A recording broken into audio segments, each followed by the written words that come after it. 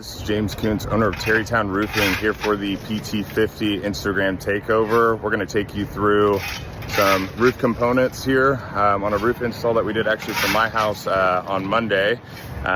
We'll do some interviews with some PT50 agents. We'll just kind of show you what we're about: service, focus, collaboration, communication, and we've got you covered.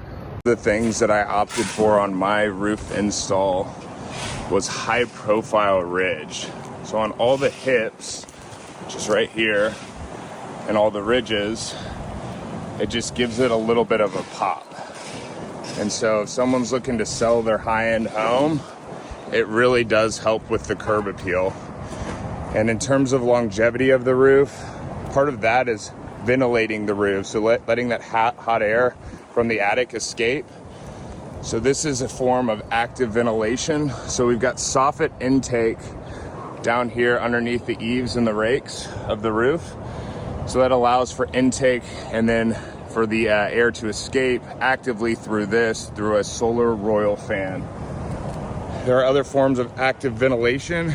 These are whirlybirds. Wind's not blowing too hard right now, but as you can see, it forces the air out.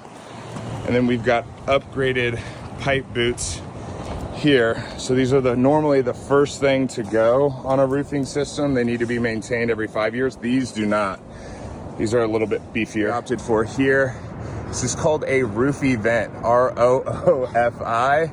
So this actually helps the ventilation of a bathroom.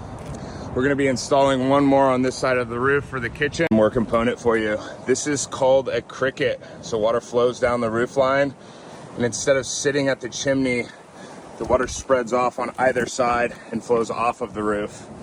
We obviously reflashed this area right here. The thing I opted for on my roof is a class 4 roofing system. So we had a hailstorm on April 9th of 2024. I did file a claim. So knowing my own policy with USAA, you actually have more than a year with USAA to file a hail and wind claim. So we did get this approved on the first round. They replace like for like, so typically that's a class 3 shingle in terms of impact resistance.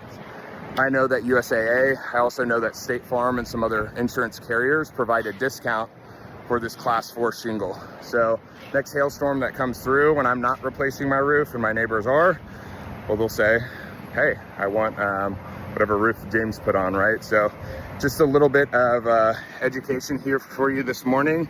Let me know if you have any questions.